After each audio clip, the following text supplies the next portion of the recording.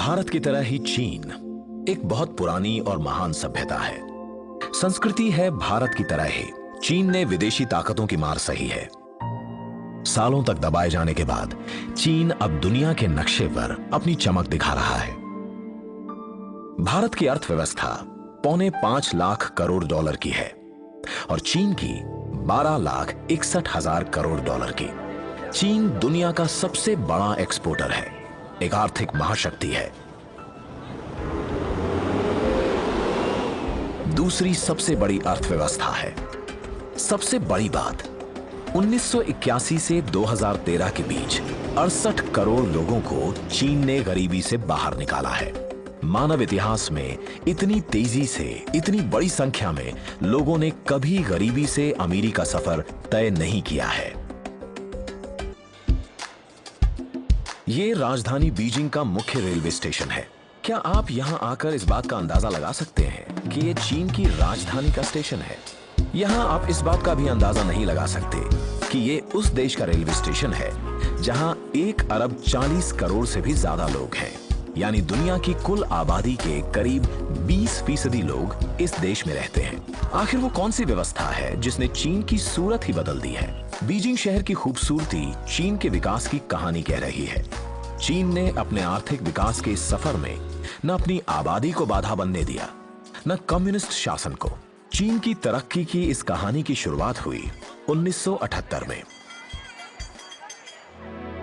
उस वक्त people's Republic of China को अपने पैरों पर खड़े हुए बस 30 साल ही हुए थे।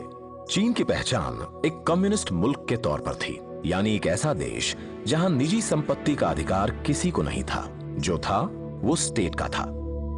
वहां माओ त्से तुंग की साम्यवादी विचारधारा और नीतियां सबसे ऊपर थीं। माओ की इसी विचारधारा की उपज थी चीन का कल्चरल रेवोल्यूशन। पूंजीवादी सोच को जड़ से खत्म करने के लिए 1966 से 1976 तक माओ ने यह आंदोलन चलाया, जिसका नतीजा यह हुआ कि देश की राजनीतिक और आर्थिक व्यवस्था पूरी तरह चरमरा गई। तंग शाओपिंग तब कम्युनिस्ट पार्टी ऑफ चीन के अहम सदस्य थे, लेकिन माओ की उस विचारधारा के विरोधी थे। 1976 में माओ की मृत्यु हो गई। इसके बाद तंग शाओपिंग का कद देश में बढ़ने लगा। हालांकि उन्होंने औपचारिक तौर पे चीन की कमान कभी नहीं संभाली, लेकिन कम्युनिस्ट पार्टी पे उनका नियंत्रण लगातार बढ़ रहा था।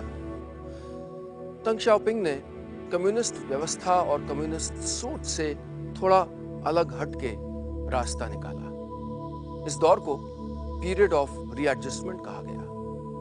इसके अंतर्गत विदेश से निवेश या इन्वेस्टमेंट स्वीकार था, विदेश से तकनीकी मदद स्वीकार थी, और तो और माओ की नीतियों के उलट जाके निजी संपत्ति यानी प्राइवेट प्रॉपर्टी लेने की आजादी भी थी। अब चीन की विदेश नीति में इस बड़े बदलाव की वजह थी तंग शाओपिंग की आर्थिक सोच। उनका मानना था कि चीन को पूरी तरह सोशलिस्ट बनाने के लिए पहले उसकी अर्थव्यवस्था का मजबूत होना जरूरी है, और इसकी शुरुआत तभी हो सकती है जब चीन की बंद आर्थिक व्यवस्था के दरवाजे पूरी दुनिया के लिए खोल दिए जाएं।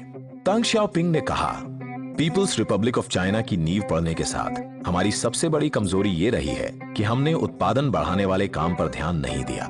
समाजवाद का मतलब गरीबी खत्म करना है। कंगाली में जीना समाजवाद नहीं है, कम्युनिज्म तो बिल्कुल भी नहीं।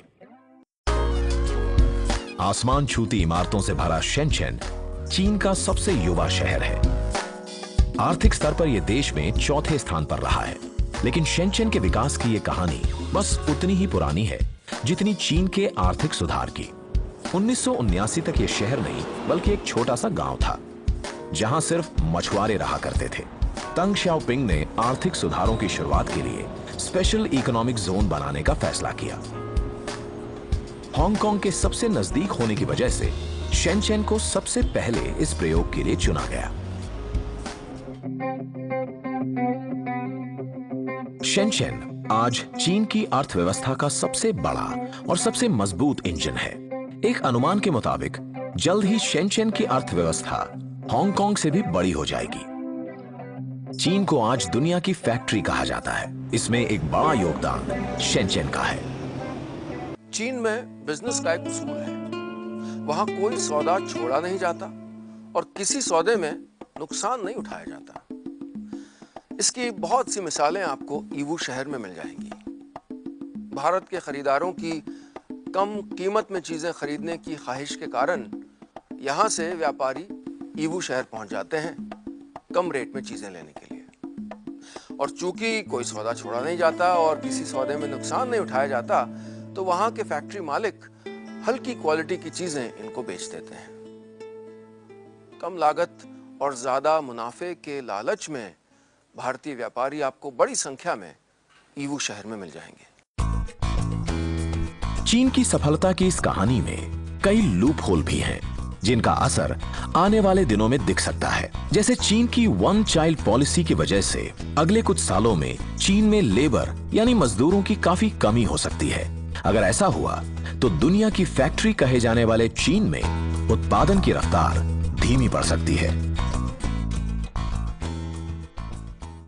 लेकिन चीन ने आर्थिक क्षेत्र में पिछले 35 साल में जो हासिल करके दिखाया, वो दुनिया का कोई देश नहीं कर पाया। चीन ने इतनी लंबी और ऊंची छलांग कैसे लगाई, ये हमने आज आपको दिखाया।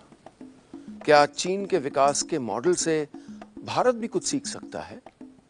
क्या भारत में भी आर्थिक विकास, खुशहाली और संपन्नता का राम राज्य आ सकता है? सोचिएगा इस पे।